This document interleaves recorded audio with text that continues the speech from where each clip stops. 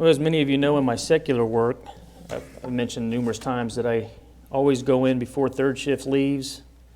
I'm there for day shift, and then I stay into the second shift. And the reason I do that is because I go from machine to machine, and I check a lot of stuff throughout the day. But in doing that, if I were to do the math, I come into contact throughout the day probably with somewhere between 60 and probably 80 people at a minimum, sometimes more.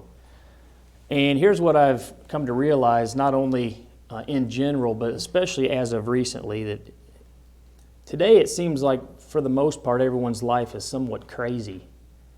As I go back and I talk to people, it seems like everybody is scared to death or worried about something, or they're dealing with something.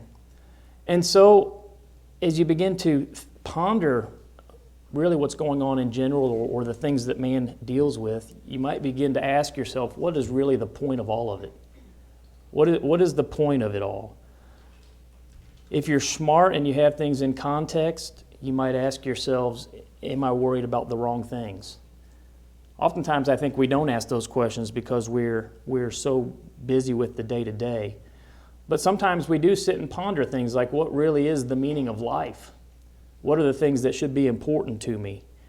And I think most of us would probably agree with this fact. I don't want to lead a lackluster life or a meaningless life. But at the same time, I don't want to become so obsessed with working and living that I begin to overlook or I miss really what are the most important things in life. And I think if every one of us would be honest with ourselves, I would say that there are probably times at which we really begin to do this. And so, here's the question, because oftentimes it takes things like illnesses and deaths and being fearful for us to really begin to wake up. Here's the question, how do I gain balance in this life? I think we saw a little bit of that as John just read from Ecclesiastes 3, 1 through 8. And I think Ecclesiastes is a good place to start. So this morning what we're going to do is we're actually going to look at the very first chapter of Ecclesiastes. We don't do this often, but I actually like to do this. We're going to go verse by verse. And as you begin to look at the book of Ecclesiastes, if it's not a book that you've spent much time on, what you really have is Solomon giving us his thesis on the meaning of life. And it is a book filled with practical wisdom for everyday life. And again, if you haven't read Ecclesiastes, for some of you, I'm going to go ahead and just give you guys the Cliff Note version. You guys remember in school when you would, not that we would do this, but you went to the last chapter and you just read the last chapter and you wrote your book report? Let me give you what Ecclesiastes ends with in Ecclesiastes 12, 13 through 14. Because again, remember, he's talking about the meaning of life. And here's what he ends with. Ecclesiastes 12, verses 13 and 14. Let us hear the conclusion of the whole matter. Fear God and keep his commandments, for this is the whole duty of man. For God shall bring every work into judgment with every secret thing, whether it be good or whether it be evil. And so this morning what I'm going to do is we're going to go back to the very first chapter of Ecclesiastes. We're going to begin to notice some of his observations as he comes to this ultimate final conclusion. And we'll do this really begin starting there in chapter 1, and we're going to look at verses 1 through 11, and I'll break it down. As we start to get an understanding about getting balance in this life, let's start off with where Solomon starts off, and he talks about the vanity of life. Follow along with me. If you've not been in Ecclesiastes much, mine starts, I think, on page 822. So somewhere in that area in your Bible. We all have different versions. But in Ecclesiastes 1, starting in chapter 1, starting in verse 1, the words of the preacher, the son of David, king in Jerusalem. Vanity of vanities, saith the preacher. Vanity of vanities, all is vanity. What profit hath a man of all his labor which he taketh under the sun? Now, Solomon here is not saying that everything in life is vanity. All of man's material and worldly pursuits is vanity, or is really this word emptiness. Now, the word here, vanity, is an interesting word. You find it about 75 times within our Old Testament, and of those 75 times, 38 of those are here in Ecclesiastes. Now, here's what's interesting is you begin to look at this word vanity and you begin to see how it's in the Bible tied to things of monetary value or physical things. The word really means that those things mean nothing, or they are worthless, or they are without value really in the grand scheme of life. And guys, begin to think about it. You think of our jobs. You think of houses. You think of cars. Those are not the types of things that we are worried about when we're on our deathbed. In the grand scheme of life, those things really mean nothing. Matter of fact, what you'll find is those things really only mean something to the people who are still alive. And those people will die, as Solomon will show us here in a minute, and those things will go to someone else, and they will die, and those things will go to someone else. In the grand scheme of life, monetary things, physical things, they really have no profit. They're worthless. They're meaningless, really. Notice here in verse 3, he asks this question: what profit hath a man of all his labor which he taketh under the sun? Now again, Solomon is not saying that working is vanity, but he is asking a very logical question. He's not discounting work. I know that because if you go back and study Solomon, Solomon built great towns, fortified towns. He built water conduits. He built all kinds of amazing things. So the man who is talking about labor is certainly not saying that all of it is vanity. He himself was a builder of great many things. So what's his point? Guys, let's begin to think about the people around us, and let's even begin to think throughout the ages. How many people, either today or back then, have gone out and they have pursued things like wealth, fame, power, entertainment or pleasures, luxury, and they do it because they think that these types of things will give them fulfillment in life. And I would go so far as to say probably some of us at different points in our lives thought the same thing. I was raised to think that a man was really what his work was, right? No matter what it was that you did, if you did it successfully, that was your legacy. And that's really what I was taught. And people have been thinking that and acting like that throughout the ages. And they've sought all these things to try to get some type of fulfillment. And then we begin to think about people like Robin Williams, Chris Farley, Marilyn Monroe, Ernest Hemingway, and many others. And you may say, what's so important about those people? Those names that I just mentioned were very famous people, all of them known because of their occupations, but here's what they also have in common. Every one of those names I just mentioned committed suicide. People who were well known, people who had fame, people who had fortune, and we find out that they were very unhealthy. They were very unhappy. They sought after things, they worked for things that they thought would make them happy, but guess what? As Solomon has already pointed out, in the grand scheme of life, those things really, they mean nothing. Guys, listen to what Jesus says in Matthew 16:26. For what is a man profited if he shall gain the whole world and lose his own soul? Or what shall a man give in exchange for his soul? There are an awful lot of people today who are focused on the wrong things. And oftentimes it's because they think that these things will give them fulfillment. And Solomon is showing us that in reality, these things do not give us fulfillment. Actually, notice what Paul tells Timothy in 1 Timothy 6, verse 17. Charge them that are rich in this world, that they be not high-minded, nor trust in uncertain riches, but in the living God, who giveth us richly all things to enjoy. Now, it's interesting that Paul tells Timothy here to warn the wealthy that they're not supposed to be trusting in their riches. But I began to think a little bit about this. It's not just the wealthy. The same thing actually would go for the middle class. And the same thing would actually go for those that are really poor. Have you ever noticed that people in general really take confidence in whatever amount of money they seem to have? Here's the thing, though. For everyone, whether you're poor, whether you're middle class, or whether you're rich, it could all be gone tomorrow. And so this idea of beginning to trust in our possessions or in our wealth, it doesn't make a whole lot of sense. And again, listen to what James says in James 4:14. Whereas ye know not what shall be on the morrow, for what is your life? It is even a vapor that appeareth for a little time and then vanisheth away. Now I have to be honest with you guys.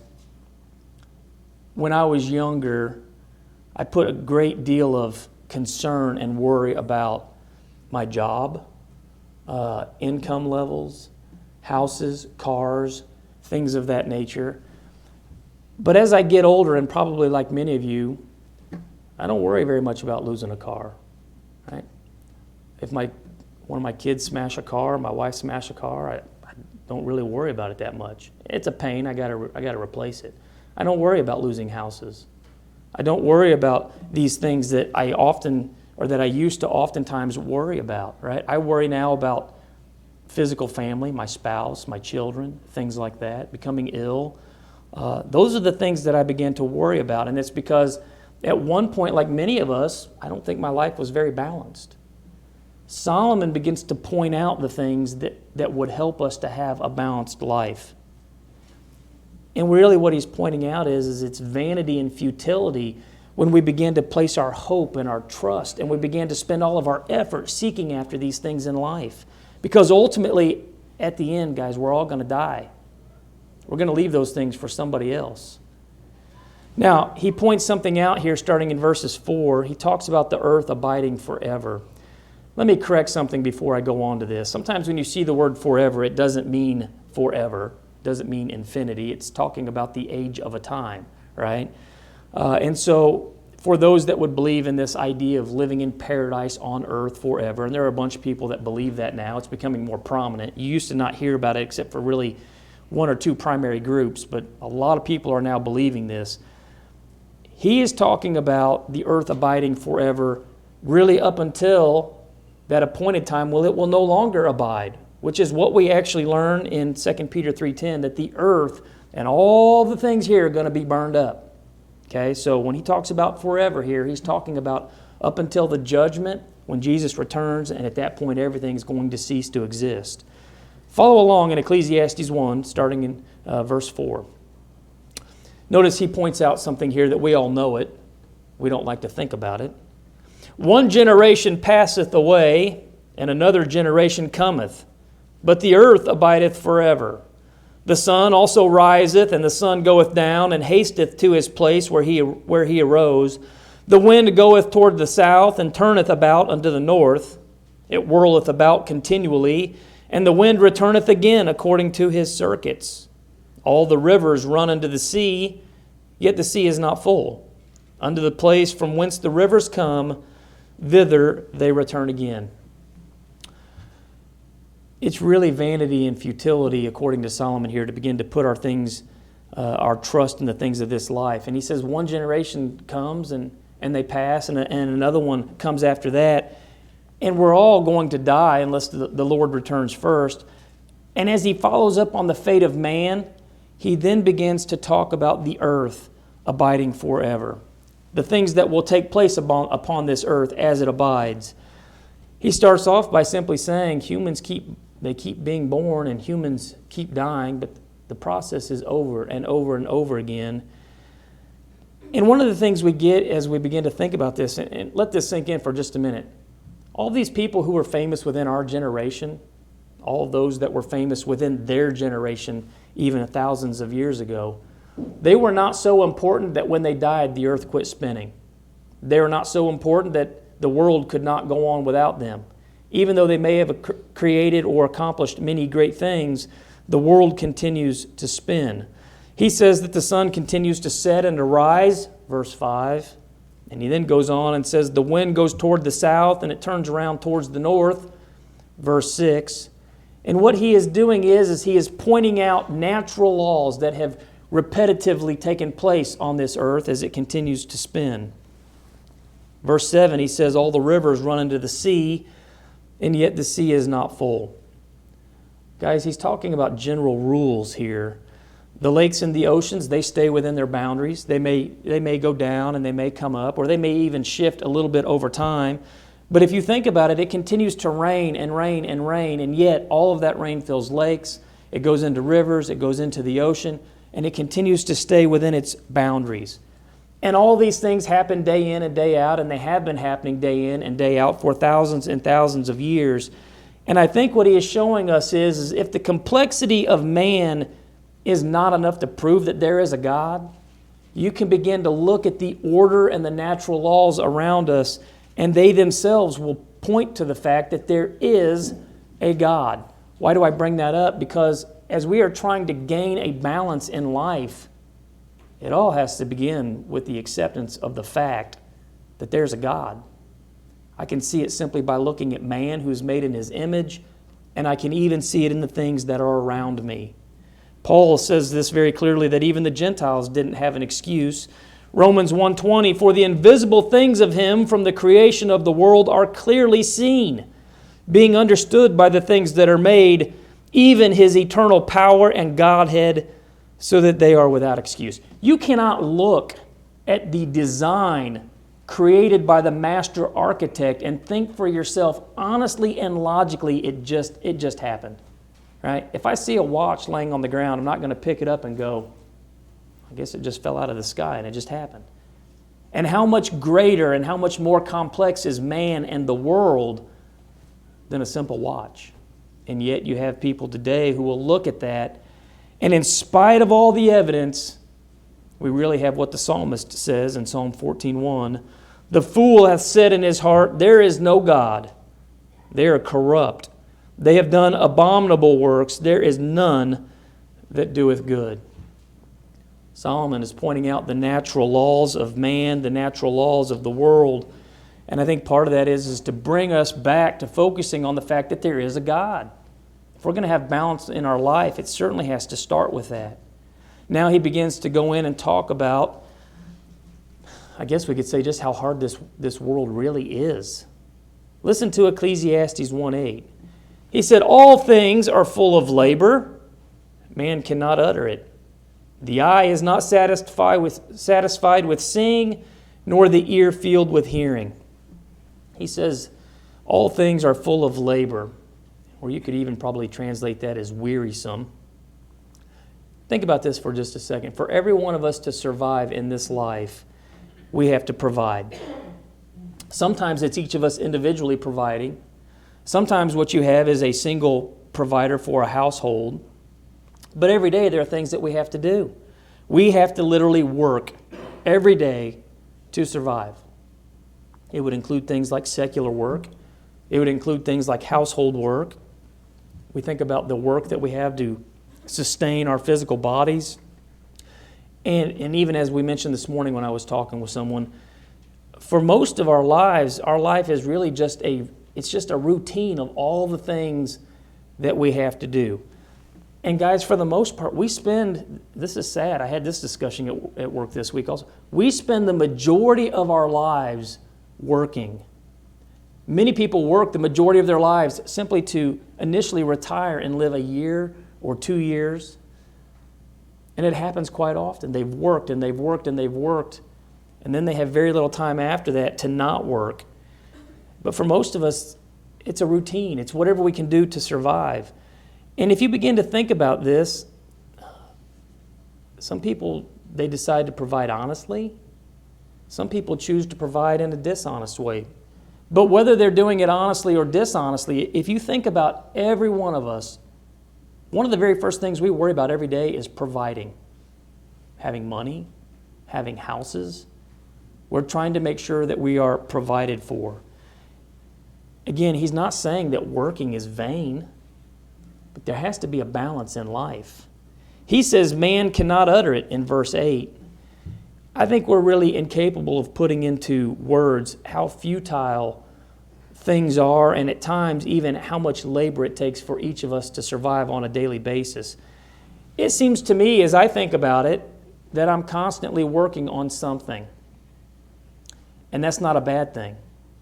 Sometimes I work because it's part of what I do to live on a daily basis, whether it's my secular work or whether it's my work here with the church building. Sometimes I work simply out of enjoyment. Now, I don't know how many of you are like me, but even on a day off, my wife will tell you, I work on something every day. It may just be for enjoyment, but I have to work on something. I have to have a sense of accomplishment for something, even when that work is not tied to money. But here's the thing. Oftentimes, we're not just working because we're trying to survive. We're not always just working because we enjoy it. Sometimes we are working literally for what he says here in verse 8, the eye is not satisfied and the ear is not filled. This isn't just about being content. Now, certainly being content is something I think we worry about, but it's an observation of a truth that we see every day. When we see things that are amazing and beautiful, we want more of it. We want to see it again and again. And when we hear things that are beautiful or things that we like, we want to hear it again and again. And he's basically saying, on average, the man is not satisfied. Guys, you think about many of the things that we have in life today, inventions, the things that are around us. Do you know why we have those things? For the most part, it's because man is not satisfied. So it's not always a bad thing, but it can be. It can get to the point where your life is so unbalanced because your desires to have things, to have stuff, that it begins to be, it takes you to the point where you're never satisfied in life. And as you're striving for all these material things, these monetary things, you begin to have an unbalanced life and you're not focused on the things that you need to be focused on. And guys, think about it. A lot of times people are not content. New houses, new cars, new jobs. Here's the question, where does it stop? And you may say, well, it's gotten so bad in the 21st century. But Solomon points out to us here, it's the same today as it ever was. I can't remember what song who sang that. I think it was on the Down and Out in Beverly Hills movie. There's a song there where I think he says, same today as it ever was, something to that effect. Guys, that's what Solomon's pointing out for us. Go over to Ecclesiastes. I haven't seen that movie in years, so I don't even remember what's on there, but that sticks out in my mind. So I'm not suggesting the movie. I don't even remember what's on there anymore with Nick Nolte. Go over to Ecclesiastes 1. Look at verses 9 through 10. Because Solomon is telling us the same thing. The thing that hath been, it is that which shall be. And that which is done is that which shall be done. And there is no new thing under the sun. Is there anything whereof it may be said, see, this is new? It hath been already of old time, which was before us. What's he saying? Well, if I keep it in understanding, the first century is no different than the 21st century. The things that man was seeking after are the same things that man's seeking after today. The things and the desires of man in the first century, or even well before that when Solomon wrote, are still the same desires and concerns for man today. Everything is still the same. There's nothing new under the sun, is what Solomon is telling us. The nature of man hasn't changed, nor is it going to change. And that's not always a bad thing, but oftentimes it is a bad thing. What I mean is as you begin to think about the idea of progressing and becoming better and improving things is not bad in and of itself. But when you look at man as a general, there's an inherent problem. And it's really the reason we even needed to have a Savior in the first place. All the way from the beginning of Adam and Eve, man has been sinful and has oftentimes been driven by his selfish desires. They've been motivated, and men have been unmotivated. Men have been faithful to God, and men have been unfaithful to God. But all of those classifications of men have all had one problem, and that is the problem of sin. And as you think about it throughout life, and many of these struggles that people have are oftentimes because people are rebellious towards God. And there have always been those who were preachers or teachers, false preachers or false prophets of things that they ought not. Listen to 2 Peter 2:1, and you wonder why we have many of the problems or misunderstandings we have. Peter says, but there were false prophets also among the people, even as there shall be false teachers among you, who privily shall bring in damnable heresies, even denying the Lord that bought them, and bring upon themselves swift destruction. Man still thinks the same way today as they did thousands of years ago. And you go back and you think about, for example, the book of Proverbs. If you haven't spent much time in the book of Proverbs, you can go back and you can look at these writings that were written thousands and thousands of years ago, and here's what's amazing about it. Every one of them is still applicable to man today. As a matter of fact, if you continue to go on and think about the Scriptures as a whole, not only are the Old Testament Proverbs and things, they're still applicable. The New Testament written how long ago? Almost 2,000 years ago. And it is still applicable to us today. Why is it we can go back and look at this Word of God, this inspired Word of God, and it is still applicable?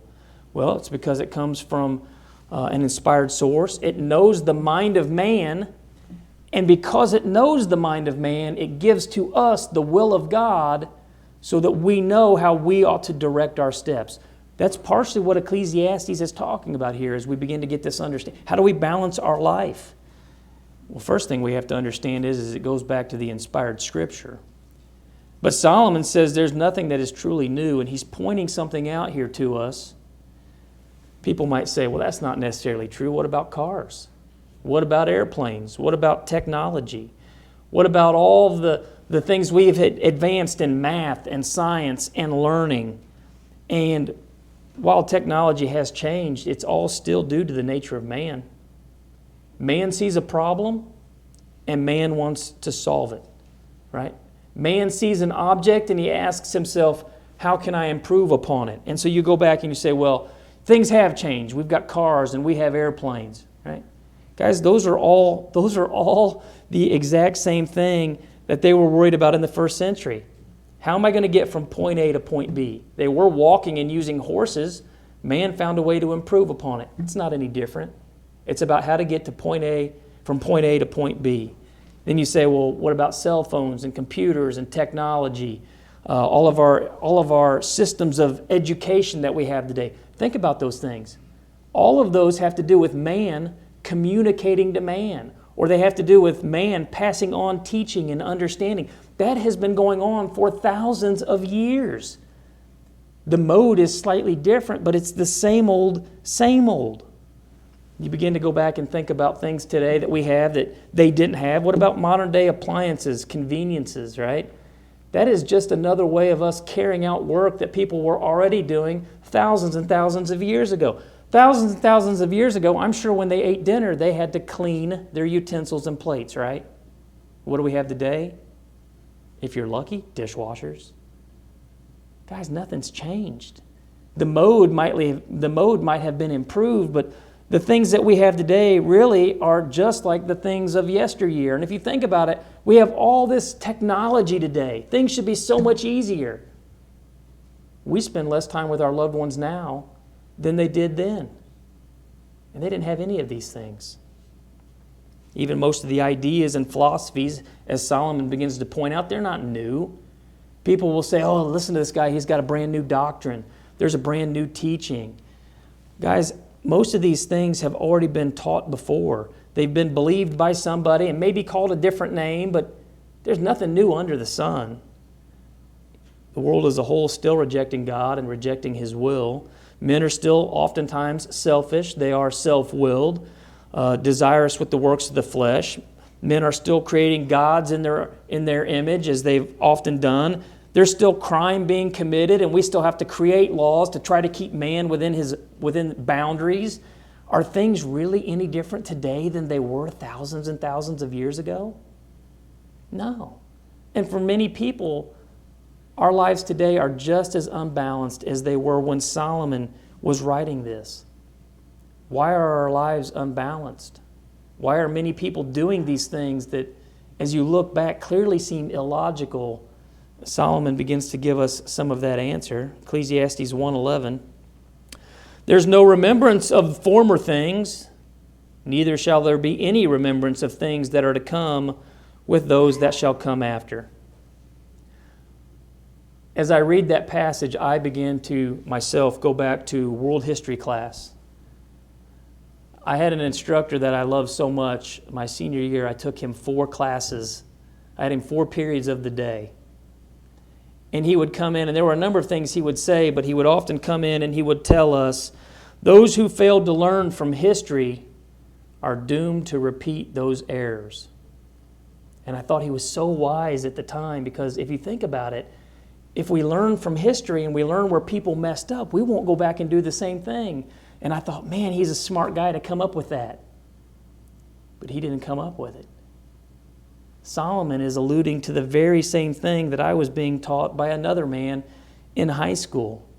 And while ultimately his point really is that man dies over and over again, and they take with them their thoughts and their ideas, or they themselves, or their ideas are soon forgotten and someone comes up with it again. But we can't ignore the truth that man oftentimes fails to learn from past error. And let me point this out. Man oftentimes does not learn from their own shortcomings. How many of you can remember doing something that clearly was wrong, only to find that you did it again.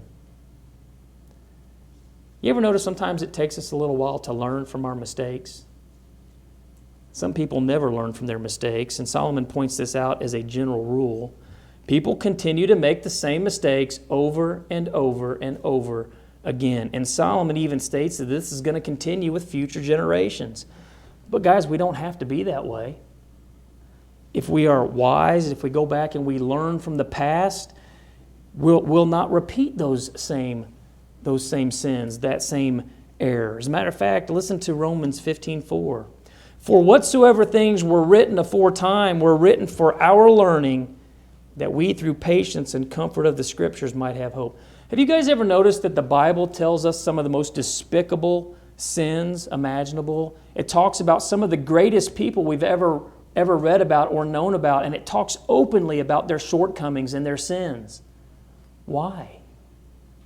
The idea is so that we can learn from it so that we don't make the same mistake, and that's needed for us to have balance in this life.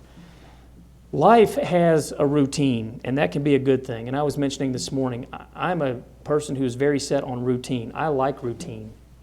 It brings normalcy to my life. It makes things for me a little bit simpler. And so normality can be good because it gives consistency to life. But there are a lot of people, their routines and their what they consider to be normal in life is not balanced. I won't mention this person's name, but there is a person where I work. Every day I see this person come in halfway between first and second shift. And the reason they do that is they work 12-hour shifts every day. Every day. They're single, and their life to me is very unbalanced. Every day I shake my head and I said, you live here. But what's interesting is I used to do the same thing. Today I can see it. Here's the thing though, they don't see it. They have no idea that their life is unbalanced. Consistency is good, but we have to have the right type of consistency. We need to learn from the wisdom as we go back and look at Solomon, who really, he has a lot more information than this, but he begins to point out how we can have a balanced life. He records it here for us by inspiration, and really what he is saying is this. Each of us is here for a reason, and each of us has purpose. Here's the question. Why are you here? What is your purpose? Is your life balanced? I hope each of us will spend a little bit of time asking ourselves, is our life balanced? I think many of us find as we look back throughout our lives, we went through periods of time, and we may be going through periods of time right now where it is not balanced. We are focused on things that ultimately, they mean nothing. And again, let me end this how I mentioned earlier. When we are on our deathbed, we're not going to be worried about jobs. I'm going to tell you right now, I am not going to be remembered for my excellence and great ideas in the world of quality control. I won't. It's a job. And as my boss says often, we're not delivering babies here. We're just building plastic parts. But here's the thing. It is a way that I can provide for my family and do it in such a way that my life can be balanced and I can have a life of normalcy while I focus on the important things, but I still have to go through the standard routine of providing for myself on a daily basis, knowing this, that all of that, that's vanity in the grand scheme of life. As I draw this to a close, ask yourself, where are you right now? What is your purpose? And is your life balanced? As I draw this to a close, my concern would be for everyone here that they are a Christian. That's the most important thing anybody could worry about at this very junction in their life. If you're here and you're not a Christian, it is not complicated. Please go back, look at the book of Acts. Many call it the book of conversions. You will find everyone who ever became a Christian. Well, you'll find the conversion accounts for those that became Christians. We have some that in later books became Christians, but that's what the book of Acts primarily deals with. And if you go back, it is the same way over and over and over again. You had people going out and preaching and teaching the gospel. They were teaching about Jesus Christ, that He was the Messiah, that He was going to come and set up this spiritual kingdom, which is the church, which is the body. They talked about how men had sinned and they needed to repent of that sin.